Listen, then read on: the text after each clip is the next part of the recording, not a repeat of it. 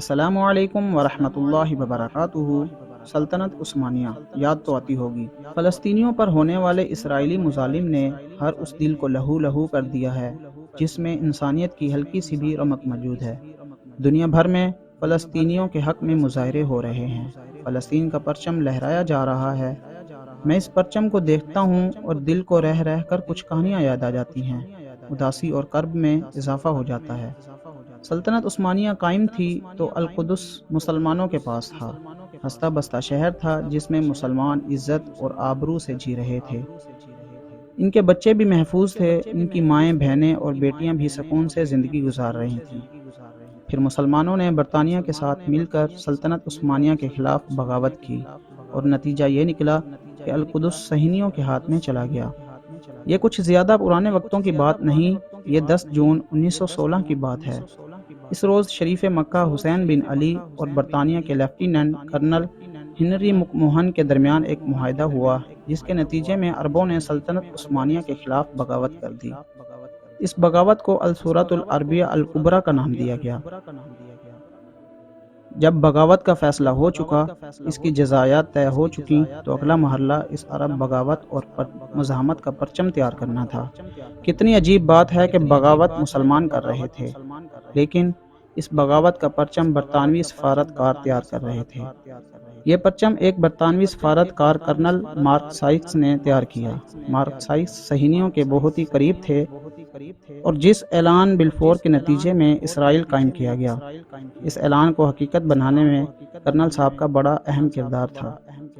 Mark Sykes نے سلطنت عثمانیہ کے خلاف بغاوت کو جو پرچم تیار کیا، اس میں 4 رنگ شامل تھے۔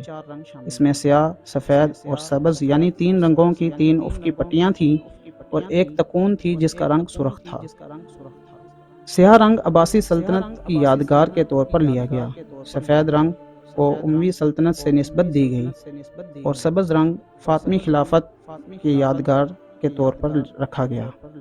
تکون کا سرخ رنگ ہاشمی خاندان یعنی اشراف مکہ کی نسبت سے لیا گیا۔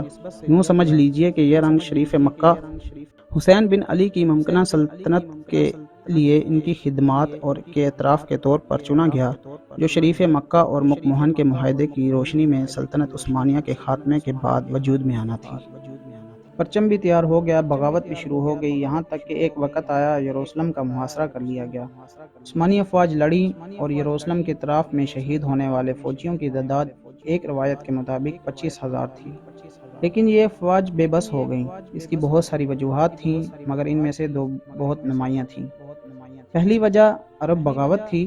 ایک طرف برطانوی اور اس کی اتحادی افواج یروشلم پر حملہ آور تھی، دوسری جانب عرب بغاوت نے ترکوں کی سپلائی لائن کو ادھیڑ کر رکھ دیا تھا۔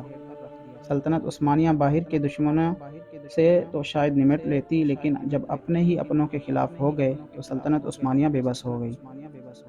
دوسری وجہ ہندوستان سے گئے فوجی تھے جو اتنی وافر تعداد میں تھے، اس نے اتحادی افواج کو افرادی قوت سے بے نیاز کر دیا تھا۔ فیلڈ مارشل اچنلک نے بعد میں اعتراف بھی کیا کہ ہندوستان کے فوجی ہمیں میسر نہ ہوتے، ہم دونوں جنگ عظیم ہار گئے ہوتے۔ جب یروشلم میں مسلمانوں کو شکست ہو رہی تھی تو پنجاب کے پیروں کی گدیاں سرکار انگلیشیا کی فتح کا جشن منا رہی تھیں۔ یہاں اگر آپ یہ سمجھ رہے ہیں کہ ہندوستان سے جانے والے صرف ہندو اور سکھ فوجی تھے تو اس غلط فہمی کو دور کر لیجئے۔ اس کام میں مسلمان فوجی بھی پیش تھے، کیونکہ ہندوستان میں یہ فتویٰ آ چکا تھا، مسلم دنیا کی قیادت پر ترکوں کا کوئی حق نہیں، یہ حق تو شریف مکہ کا ہے۔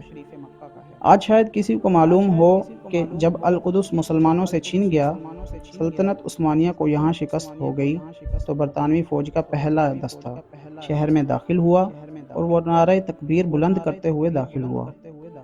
دسمبر 1917 کو جب یروشلم مسلمانوں سے چھن گیا اور جنرل ایلن بے ایک فاتح کی حیثیت سے داخل ہوا، تو فاتحین کے ساتھ 11 کچھ ایسے لوگ بھی تھے جو ہندوستان سے تشریف لائے تھے، نعرہ تکبیر بلند فرما رہے تھے۔ کچھ وہ بھی تھے جو ہندوستان سے تشریف نہیں لائے مگر آس پاس کے عرب تھے، الثورۃ العربیہ الکبریٰ کا پرچم تھامے ہوئے تھے۔ وہی 4 رنگوں والا پرچم جس کا ذکر پہلے کیا جا چکا ہے۔ جزوی تبدیلیوں کے ساتھ عرب بغاوت کا یہی پرچم آج بھی مصر، اردن، سوڈان، کویت، امارات، شام، لیبیا اور یمن کا قومی پرچم ہے۔ فلسطین کا پرچم بھی اسی پرچم کی ایک شکل ہے۔ اسی پرچم تلے خود مسلمانوں نے مسلمانوں کی سلطنت عثمانیہ کا خاتمہ کیا۔ اسی پرچم تلے خود مسلمانوں نے القدس مسلمانوں سے چھین کر برطانوی فوج کے حوالے کیا۔ اسی پرچم تلے خود مسلمانوں نے دشمن کو یروشلم میں گھسنے کا موقع دیا، اور آج اسی پرچم تلے مسلمانوں صہیونیوں کے مظالم کے خلاف بے بسی سے سراپا احتجاج ہیں۔ بغاوت کرنے والوں کے ساتھ کیا ہوا؟ شریف مکہ نے خلافت عثمانیہ کا خاتمہ ہوا تو خود کو خلیفہ قرار دے ڈالا۔ پورے چاؤ سے السورۃ العربیہ الکبریٰ چلانے والے شریف مکہ چند ماہ ہی حکومت کر سکے، پھر جلا وطن ہوئے اور مر گئے۔ اتفاق دیکھیے کہ عرب بغاوت کے ذریعے یروشلم سے مسلمانوں کے اقتدار کے خاتمے کی راہ ہموار کرنے والا یہ شخص یروشلم میں ہی دفن ہے۔ کیا جب اس کی روح راتوں کو مسجد اقصیٰ کے نواب میں بھٹکتی ہو اور دیکھتی ہو کہ میرے نامہ اعمال نے مسلمانوں کو آج کیا دن دکھائے، ان کا اقتدار بعد میں سمٹ کر اردن تک رہ گیا، ان کی اولاد میں سے ایک بادشاہ سلامت ایک دن مسجد اقصیٰ میں داخل ہوئے اور کسی مسلمان کے ہاتھوں قتل ہو گئے، کچھ عرصہ مسجد اقصیٰ ان کے زیر انتظام میں رہی، بعد میں اسرائیل نے یروشلم شہر پر قبضہ کر لیا، اور اب صرف کاغذی طور پر مسجد اقصیٰ اردن شاہی خاندان کے زیر انتظام ہے۔